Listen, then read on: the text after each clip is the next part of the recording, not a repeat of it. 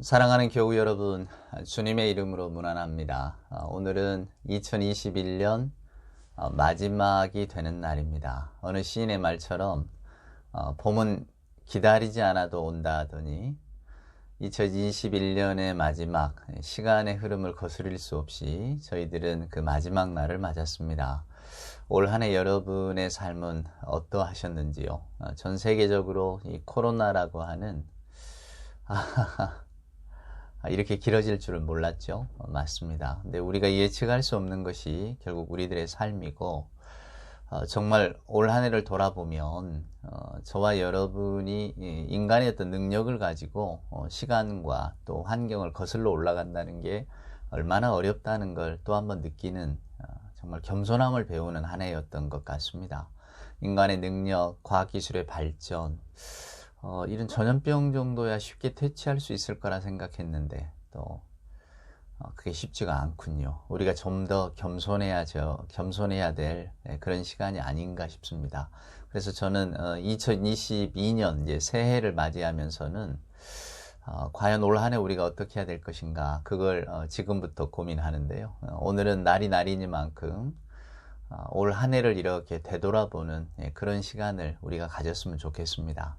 함께 모여 예배하지 못하는 그런 안타까움을 오늘 이렇게 영상을 통해서 송구 영신 예배를 여러분 드리시면서 정말로 혼자만의 시간, 침잠하는 시간, 저와 여러분의 삶을 돌아보는 그런 고요하고 귀한 시간으로 삼으셨으면 좋겠습니다. 찬송가를 한 장 부르고 말씀을 나눌까요?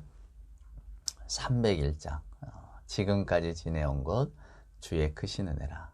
저와 여러분의 인생이 그러했지만 그래도 오늘은 12월의 마지막 날이니만큼 올 한 해의 한정에서 올 한 해 내가 이렇게 살아온 게 주의 크신 은혜였구나, 그 마음으로 함께 이 찬송을 부르도록 하겠습니다. 지금까지 지내온 것 주의 크신 은혜라. 1절과 2절 함께 찬송할까요?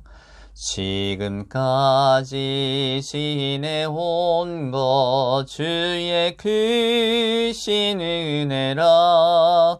한이 없는 주의 사랑 어찌 이루 말하랴. 자나깨나 주의 손이 항상 살펴주시고 모든 일을 주 안에서 형통하게 하시네. 몸도 맘도 연약하나 새 힘 받아 살았네. 물 붓듯이 부으시는 주의 은혜 족하다. 사랑 없는 거리에 나 험한 산길에 맬 때 주의 손을 굳게 잡고 찬송하며 가리라.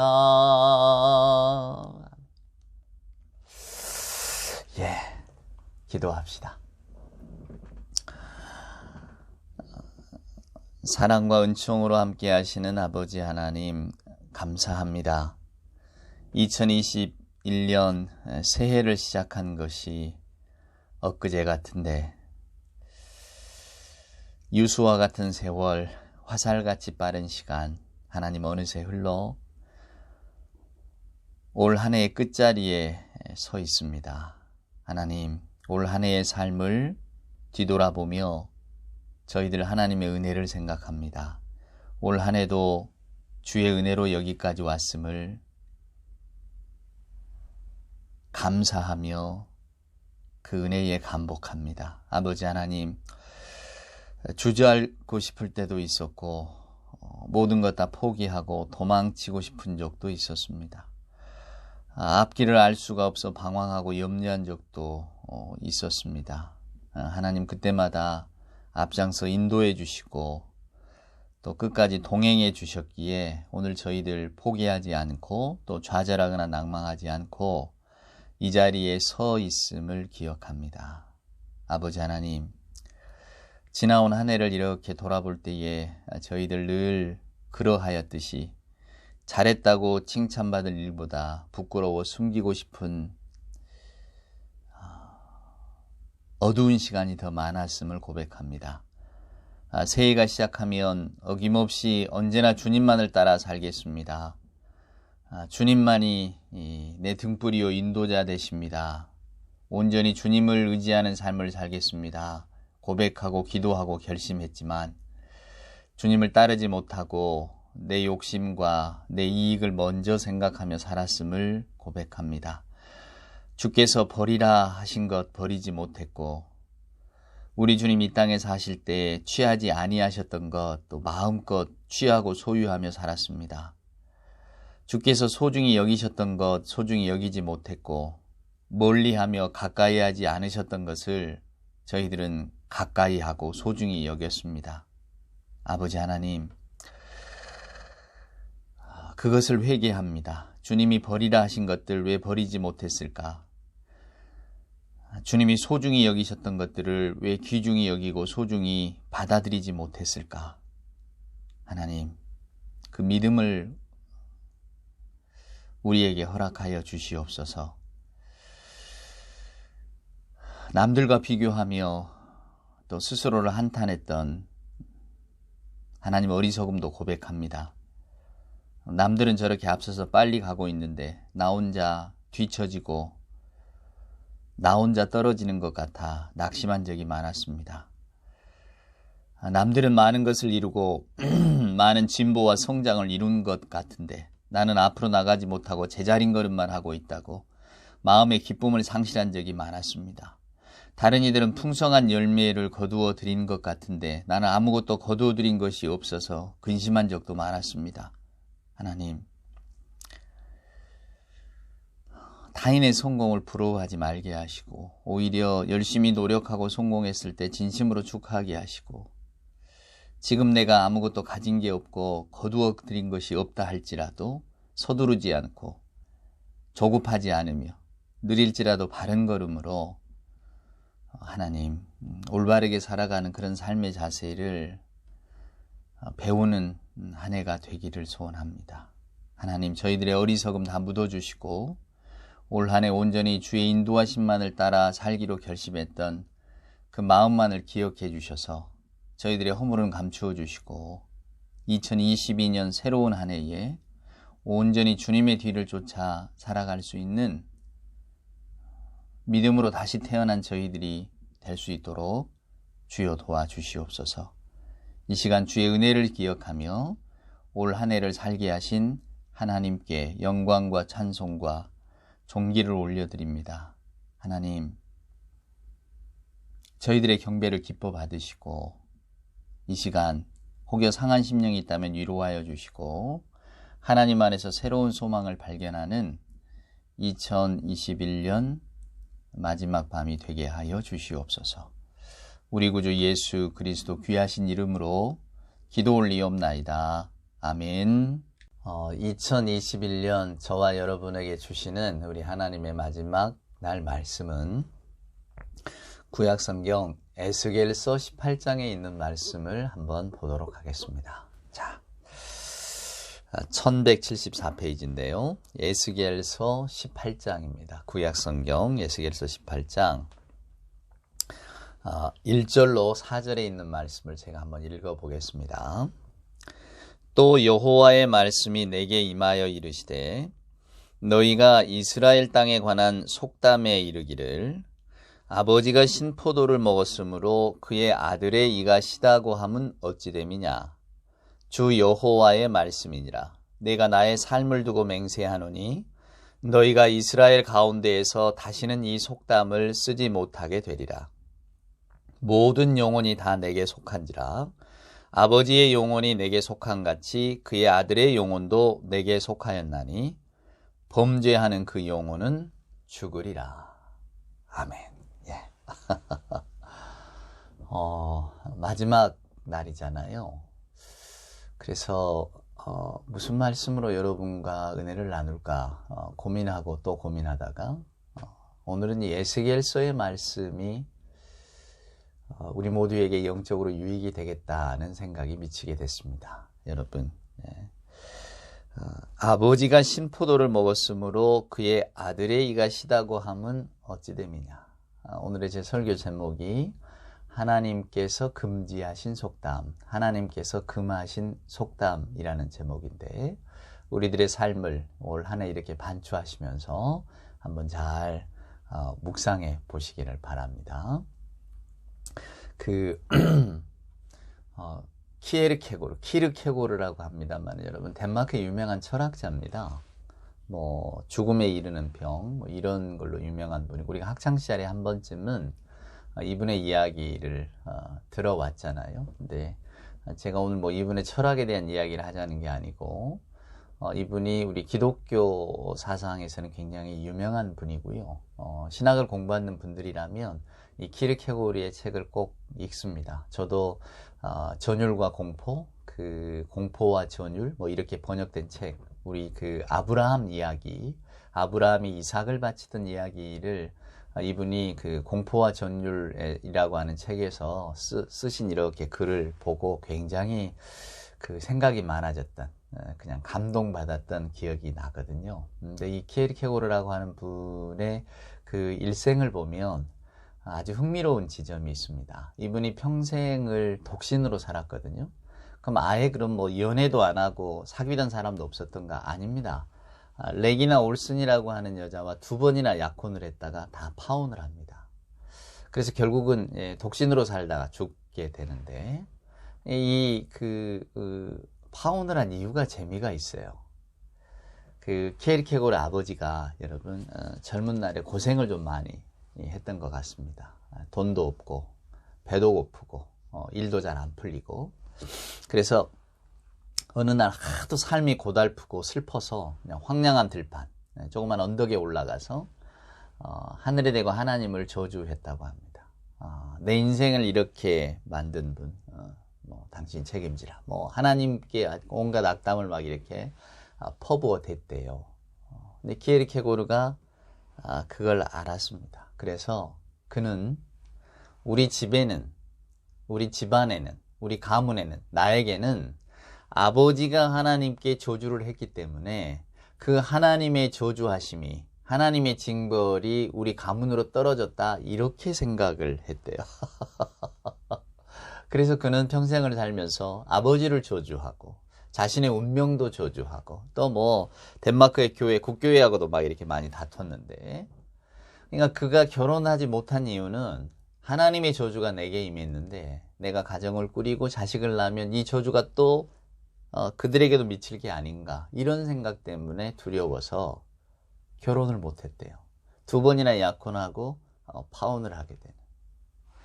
여러분, 우리 고대 소설에 심청전이 있습니다. 요즘 아이들은 원래 심청전의 주제가 효 아닙니까? 효녀 심청이라고 그래서 우리가 하잖아요. 자신의 몸을 바쳐서 아버지의 눈을 뜨게 하는. 근데 그것이 효를 가르치는 소설일지는 몰라도 현대를 살아가는 우리가 읽기에는 굉장히 좀 부담스럽고 이해가 안 되는 대목이 많죠. 그래서 요즘 그 젊은 아이들에게, 만약에 20, 30대 혹은 10대 아이들에게도 이 이야기를 하면 이게 아마 여러분 죄송합니다, 씨알도 안 먹히는 이야기가 됩니다. 뭐 그런 엉터리 이야기가 있어야 할 겁니다. 그렇지 않겠습니까? 자기가 몸을 바쳐서 내가 희생하고 아버지의 눈을 뜨게 한다 한들 아버지가 기분 좋게 사실 리가 없잖아요. 여러분, 목숨하고 바꾼 그런 삶을 어떻게 살겠습니까? 그리고 뭐 이렇게 그 소설 속에 등장하는 이렇게 그 성상 부인이 뭐 내가 그 300석 갖다 주마, 너 굳이 팔려가지 말아라. 그래도 심청이가 부득불 우겨서 그 인당수, 지금 뭐 황해도 어디 바닷가라고 하죠, 장현인가, 그 하여간 그 앞에 거기까지 끌려가서 바닷속으로 인신공의가 된다. 이게 잘 이해가 안 되잖아요. 그런데 그 심청이의 마음을 이렇게 읽어보면, 여러분, 제가 키르케고르 이야기를 했듯이 그런 마음이 있었던 게 아닌가 싶어요. 일단은 심청이가 몸을 이렇게 던지는 이유가 한 3가지 정도가 나옵니다. 아버지가 약속을 했잖아요. 시주 약속을 했기 때문에 그 약속을 어기면 여러분 그 소설 속에 등장하는 이야기니까 제가 그대로 옮길게요. 부처님의 저주를 받아서 우리가 어렵게 된다. 요게 제 1번이었고요. 그 다음에 뭐 바치기로 한 공양미 300석을 승상부인이 바치면 정성이 없지 않냐. 우리들의 정성이 없지 않냐. 내 일은 내가 감당해야지. 그렇잖아요, 여러분. 남이 준 돈으로 그걸 갚는다면, 시주를 한다면 무슨 의미가 있겠는가. 이제 요런 거 하고. 그 다음에 이제 흥미로운 지점이 15살인데 심청이가. 아버지가 한 약속은 꼭 지켜야지. 즉, 약속은 약속이지라고 하는 그런 겁니다.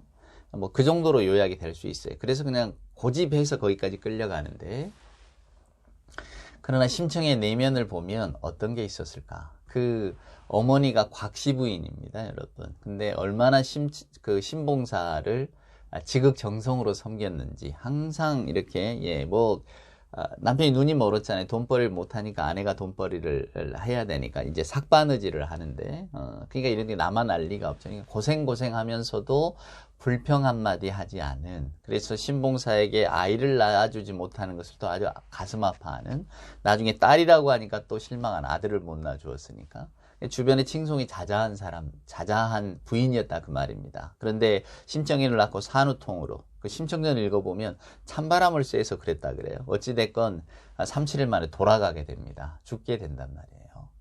근데 어린 심청이가 자라면서 얼마나 이런 이야기를 많이 들었겠습니까? 네 엄마가, 그 착하고 심성 고운 네 엄마가 너를 낳다가 돌아가셨다. 그러니까 아마 그게 심청의 마음속에는 어떤 부채의식이 되지 않았을까요? 내가 그 엄마의 목숨을 대신하고 있다. 그래서 나는 또 누군가를 위해서 내 목숨을 바쳐야 된다. 이런 생각이 어렸을 적부터 마치 뇌에 박히듯이 세뇌되듯이 가지고 있었는지도 모릅니다. 제가 오늘 뭐 심청 이야기 하자는 건 아니고요. 근데 그 심청의 마음 속에 어떤 들어있는 죄책감, 어머니가 나 때문에 돌아가셨다. 나는 이 죄를 뭔가를 내가 씻어야 된다. 이런 생각들 말입니다. 여러분도 혹시 이런 죄책감이 있으십니까? 혹시 여러분도 이런 생각을 하십니까? 서두 이야기처럼 그 기독교의 유명한 사상가인 키르케고르가 아버지가 들판에서 너무 배고프고 너무 삶이 힘들어서 하나님을 저주한 것이 우리 집안의 저주가 되었다. 혹시 이렇게 생각하십니까? 오늘 에스겔 선지자의 이야기를 한번 여러분 들어보십시다.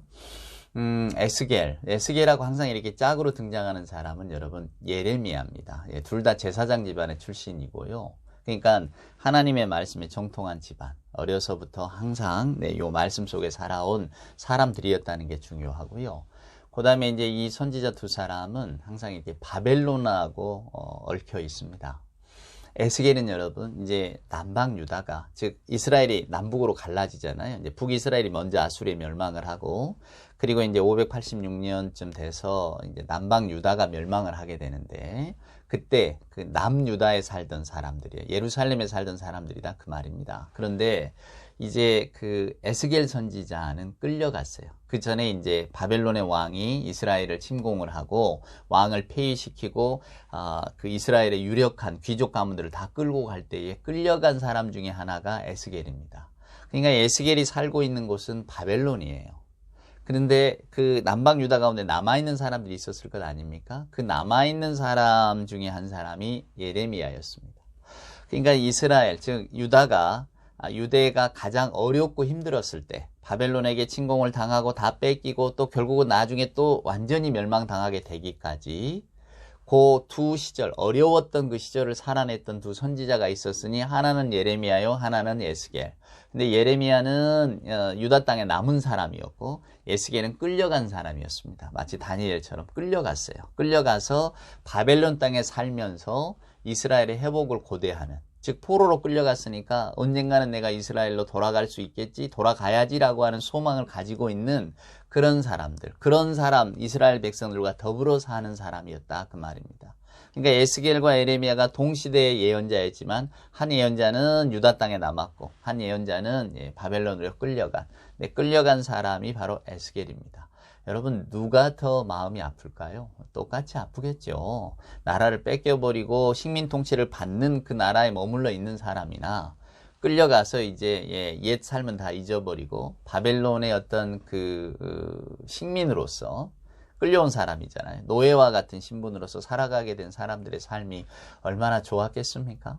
얼마나 팍팍하고 힘들었을까. 하지만 언제 우리를 이렇게 회복시켜 줄 수 있을까? 또 이런 소망도 있었겠죠. 자, 그 에스겔 선지자가 우리에게 들려주는 말씀. 에스겔이 깁니다만은 1장부터 24장까지는 주로 이제 그 끌려온 백성들을 나무라고 꾸짖고 회개를 촉구하는 말씀이라면 24장 이후로는 여러분과 제가 잘 아는 것처럼 마른뼈 환상도 나오잖아요. 이제 소망에 대한 이야기를 주시는데 오늘 이제 이 에스겔 18장에 아주 재미있는 이야기가 나옵니다. 여러분들 이제 짐작하셨겠지만 에스겔 선지자가 이제 이 이스라엘 사람들에게 지금 포로로 끌려왔잖아요. 마음이 힘들죠. 그러니까 이 사람들의 마음속에 어떤 생각이 있느냐면 원망하는 마음이 있는 겁니다.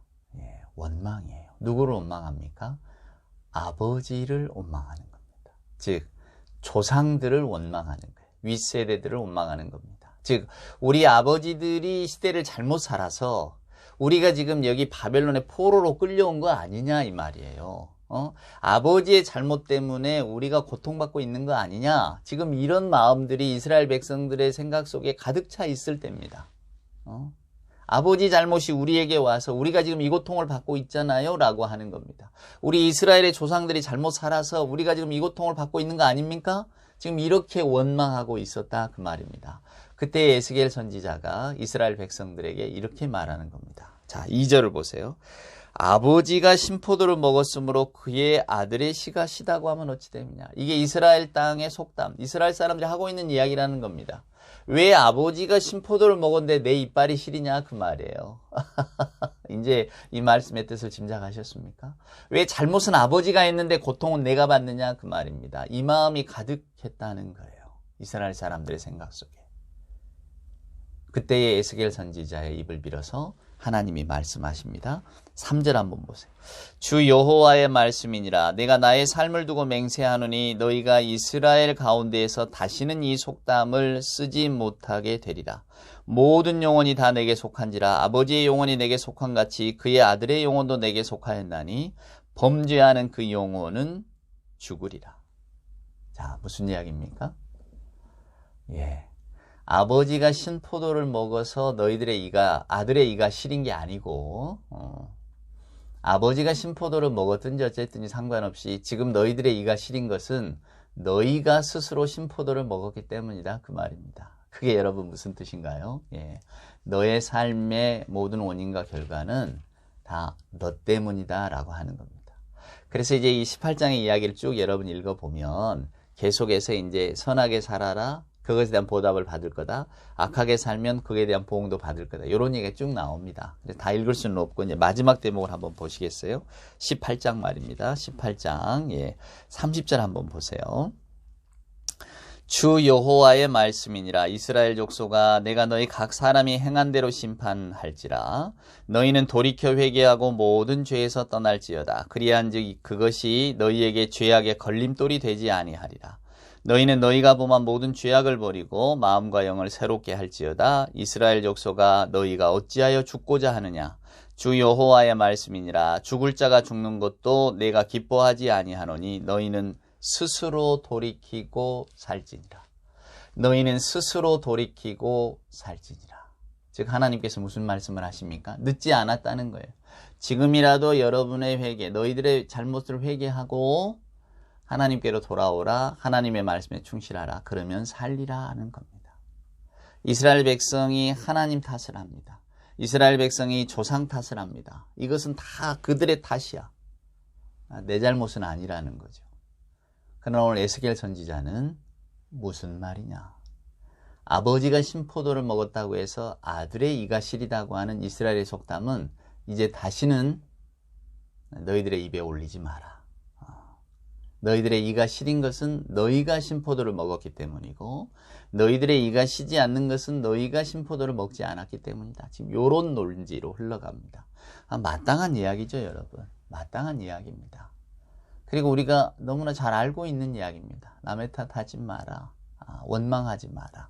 근데 여러분, 저와 여러분은 어떻습니까? 우리는 올 한 해를 이렇게 돌아볼 때에 얼마나 많은 원망과 불평 가운데 살았습니까? 저도 그러했고 아마 여러분의 마음속에도 우리는 아담과 하와가 태초에 에덴 동산에서 보여주었던 그 행동, 죄가 그들을 사로잡았을 때 그들이 맨 처음에 취한 행동이 뭡니까? 전가 아닙니까? 남의 탓이죠. 아담이 말합니다. 저 여자가 내게 사과를 주었다. 저 여자가 내게 선악과를 주었다고 이렇게 말을 하고 있는 것 아닙니까? 책임을 또 넘깁니다. 저 여자 때문입니다. 하나님이 나를 위해 만들어주셨다고 하는 저 여자가 나를 범죄의 길로 인도했습니다. 이렇게 전가를 합니다. 그러니까 뼈 중에 뼈, 살 중에 살이라고 그렇게 칭송에 맞지 않았던, 마음에 들어서 만족해 맞지 않았던 아담이 바로 태도를 바꿔서 남의 탓을 합니다. 우리들의 2021년은 어땠을까요? 코로나 탓을 했습니까? 아니면 환경 탓을 했습니까? 어쩔 수 없는 삶의 운명 탓을 했나요? 아니면 주변에 있는 누구 탓을 했나요? 우리는 남에게 이렇게 전가하는 순간 나는 좀 가벼워진다고 느낍니다. 그래서 그저 남에게 떠넘기기에 바쁘죠. 그것이 우리들의 원망과 불평의 핵심이 되었습니다. 근데 오늘 에스겔 선지자의 입을 빌어서 하나님께서 우리에게 들려주시는 이야기는 그러지 말라는 거예요. 원망하지 마라. 탓하지 마라. 키르케고르가 아버지가 젊은 날에 하나님을 저주했기 때문에 우리 집안에 저주가 임해서 나는 집안을 꾸릴 수 없다. 나와 결혼하면 저 여자도 저주를 받을 거고 우리 사이에 아이가 태어나면 아이도 저주를 받을 거야.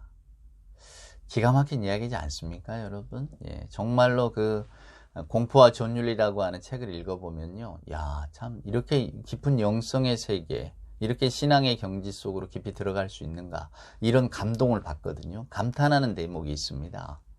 그런 사람이 또 한편으로는 이렇게 좀 엉뚱한 생각, 말도 안 되는 생각 속에 빠져 있었다는 게 저는 의아하기만 합니다. 근데 사람은 어차피 시대나 모든 것들에 종속되기 마련이고 또 완전한 사람이 있겠습니까? 한쪽으로는 아주 명민하고 명쾌한 것 같아도 또 한쪽에는 어둡고 어리석은 부분이 있죠. 우리들의 삶도 그렇지 않습니까? 오늘 말씀의 핵심은 제가 굳이 다시 반복하지 않아도 원망하거나 탓하지 말고 너의 삶을, 오늘 하나님께서 이야기하시잖아요. 너희는 스스로 돌이키고 살지니라. 남 탓하고 원망하기보다 내가 누구 때문에 지금 이렇게 됐다라든가 아니면 내 삶이 조금 내 주변에 있는 사람들의 영향으로 인해서 더 나쁘게 됐다라든가 이런 원망들 누구나 할 수 있죠. 하지만은 하나님의 자녀로 사는 삶에는 어울리지 않는다. 이제 그런 이야기를 저와 여러분에게 들려주고 있습니다. 여러분 어떠십니까? 오늘 저는 이 구약의 메시지 가운데 스스로 돌이켜 살지니라라고 하는 메시지 가운데 십자가를 관통하는 이야기를 또 듣습니다. 여러분 십자가에서 하나님께서 우리 그리스도를 통해서 저와 여러분에게 주신 것은 무조건적인 용서입니다. 흔히 용서에는 조건이 있어야 된다. 오늘 우리들 주변에도 그러잖아요. 왜 사과하지 않았는데 용서하느냐? 용서 이전에는 사과가 있어야 된다. 사과를 해야 용서하든 말든 하지. 사과도 하지 않았는데 용서하는 것이 맞느냐? 라고 이야기를 합니다. 그러나 여러분 엄밀하게 따지면 용서라고 하는 것에 조건이 달리면 안 됩니다. 용서는 무조건적이에요. 십자가를 보세요. 십자가 보혈의 공로는 안 미치는 곳이 없습니다. 그러면 우리가 이런 말을 하죠. 그럼 무조건적인 용서를 받았으니까, 무조건적인 은혜를 받았으니까 우리는 마음대로 살아도 되겠네. 나는 이미 하나님이 구원하셨다면서 뭘 내가 이 삶을 따로 이렇게 살아야 될 이유가 있겠는가? 하나님의 무조건적인 용서에 기댄다면 내가 아무리 잘못 살아도 하나님이 나를 용서하실 거 아닌가? 우리가 이렇게 생각합니다. 근데 여러분 성경은 또 이렇게 말합니다. 하나님께 부름받은 자는 많아도, 즉 하나님께서 부르신 자들은 많아도 구원받은 자는 적다. 왜 그럴까요, 여러분? 용서하기는 무조건적이지만 용서받기는 조건적이라는 것을 여러분 꼭 기억하시기 바랍니다. 우리 예수 믿는 분들은 이걸 잊어버리시면 안 돼요. 즉 하나님의 용서하기는 무조건적이에요. 근데 저와 여러분이 용서받기는 조건적입니다. 지금 다른 말로 이야기하면 우리와의 회개하고는 상관없이 하나님께서는 이미 십자가상에서 우리에게 용서를 선포하셨어요. 그런데 그 용서를 받는 사람의 태도가 어떻게 해야 되는가? 우리 십자가에 매달린 강도의 반응을 보잖아요. 십자가의 강도처럼 자기 죄를 회개하고 돌이키면은 그 용서가 이제 자기 것이 되는 겁니다. 근데 하나님의 무조건적인 용서를 내치면 여러분 이것을 거절하고 분명히 내가 이걸 나는 안 받아들여요 라고 한다면 그 용서는 갈 길이 없어지는 겁니다. 그래서 하나님의 용서는 여러분 정의를 실현하는 거예요. 무조건적인 용서가 그러면 정의로운 사회를 만들어야 되는데 교회 안에서는 뭐 은혜롭게 합시다. 다 용서합시다. 이러면 어떻게 정의로운 사회가 되느냐고 누군가는 이렇게 말을 합니다. 죄에는 반드시 그 죄값을 물어야지 라고 생각을 하지만 하나님의 용서하심은 그런 게 아니에요. 하나님의 용서하심은 무조건적입니다. 인간의 죄가 용서받을 수 없기에 하나님의 정의는 그리스도 예수님의 십자가로 드러나는 거예요, 여러분. 인간의 죄가 용서받을 수 있었다면 그리스도의 십자가가 필요 없겠죠. 인간의 죄는 용서받을 수 없는 죄이기 때문에 하나님께서는 그리스도의 십자가를 통해서 그것을 대신하는 거예요. 인간의 죄는 용서받아야 하기에 하나님의 사랑이 그리스도 안에서 그 십자가를 통해 나타났다 그 말입니다. 그래서 여러분 그 독일의 유명한 신학자인 위르겐 몰트만이 십자가에 달리신 하나님, 그것이 바로 희망의 십자가, 희망의 신학. 십자가에서 희망을 보는 거죠. 그래서 몰트만의 신학을 희망의 신학이라고 합니다. 십자가에 달리신 예수님 안에서 우리들의 희망을 보는 거죠. 여러분 누가복음 15장을 보세요. 나 같은 아들이 돌아올 때 아버지가 꼬치꼬치 묻지 않아요. 무조건적인 용서를 합니다. 받아들여 주셔요. 이제 그 용서하심을 받은 자가 그 용서를 받기에는 어떻게 해야 되느냐? 이게 이제 조건적이 되는 겁니다. 그게 저와 여러분에게 달린 조건이에요, 여러분. 용서는 무조건적인 게 아닙니다. 하나님의 용서하심은 무조건적이지만 그 용서를 받는 우리는 조건적이 될 수밖에 없는 거예요. 그게 어떤 조건입니까? 이제는 오늘 에스겔의 이야기처럼 너희는 스스로 돌이키고 살지니라. 돌아온 작은 아들이 다른 삶을 살아야 하는 것처럼 저와 여러분도 다른 삶을 살아가야 되죠. 그 삶의 그 첫 단추가 오늘 에스겔이 말하는 것처럼 아버지가 신 포도를 먹어서 내 이빨이 시리다. 아들의 이가 시리다. 라고 하는 태도를 버리는 일입니다. 저와 여러분의 삶의 방향 속에서 남의 탓, 남을 향한 원망과 불평, 또 하나님의 은혜를 알면 일단 이 원망과 불평을 내려놓는 것, 염려를 내려놓는 것이 최우선이어야 되죠. 우리들의 삶을 돌아봅니다. 2021년이 여러분 어떠셨습니까? 원망과 불평과 염려와 근심으로 가득 차 있지 않으셨나요? 때때로 평안하다가 또 때때로 염려와 근심 속에 쌓이지 않으셨습니까? 때때로 기쁘다가도 또 슬픔과 또 원망으로 가득 찬 또 순간들을 보내지는 않으셨나요? 우리는 그런 존재입니다. 그런 우리들을 하나님은 끊임없이 용서하십니다. 구약의 백성들이 우리가 먼저 돌이켜야 하나님 우리를 사랑해 주신다 이렇게 생각했지만 오늘 선지자들은 그런 이야기 하지 않거든요. 하나님의 사랑이 먼저라고 이야기합니다. 그리스도께서 분명히 이걸 일깨워 주셨죠. 이제 그 무조건적인 용서에 응답하는 것만 우리에게 남아 있습니다. 그래서 바울 선생님은 골로새서에서 예수 안에서 변화된 자들은 어떻게 살아가는가를 우리에게 들려주고 계시죠. 저는 이렇게 생각합니다. 우리들의 용서받은 자로서의 첫걸음은 아버지가 신포도를 먹었으니까 아들의 이가 시리다. 이런 생각들을 다 내려놓고 버리는 겁니다. 세상과 사람을 향한 원망과 불평을 내려놓고 온전히 하나님의 베푸신 은혜를 그 무조건적인 용서를 내가 받아들이면서 이제는 그 용서에 합당한 자의 삶을 살아가는 거죠. 불안과 염려 속에 점철된 삶이 아니라 원망과 불평에 사로잡힌 사람이 아니라 하나님께서 내게 베풀어 두신 십자가의 사랑을 기억하면서 하나님의 자녀됨의 기쁨을 가지고 살아가는 것. 이것이 오늘 저와 여러분에게 주신 하나님의 은혜요, 사랑이요, 축복입니다. 2021년 한 해 혹여 여러분의 마음 가운데 원망과 불평, 염려와 근심이 가득하셨다면 이제 송구영신 아닙니까? 묵은 해는 보내고 또 새로운 해를 맞으셔야 되는데 새로운 해를 맞는 오늘 이 저녁에 사랑하는 여러분, 오늘 이 말씀을 기억하시면서 다시는 저와 여러분의 입속에 이스라엘의 이런 속담과 같은 말이 올라오지 않기를, 원망과 불평과 염려와 근심은 다 사라지고 오직 주와 더불어 맞는 그런 기쁨과 또 감사와 소망만이 가득한 한 해가 되어질 수 있기를 주님의 이름으로 축원을 드립니다. 기도합시다. 하나님 감사합니다. 오늘 송구영신 예배를 함께 드리게 하셨습니다. 이 말씀 가운데 하나님 저희 모두에게 주시는 하나님의 위로와 권면의 뜻이 담겨 있는 줄 알고 저희가 이 말씀을 받을 때에 이 말씀에 충실한 자로서 살아갈 수 있도록, 다가오는 2022년 새로운 한 해에는 주님의 말씀을 기억하며 살아가는 하나님의 복된 자녀가 될 수 있도록 주의 성령께서 선하게 인도하여 주시옵소서. 우리 구주 예수 그리스도 귀하신 이름으로 간절히 기도드리옵나이다. 아멘.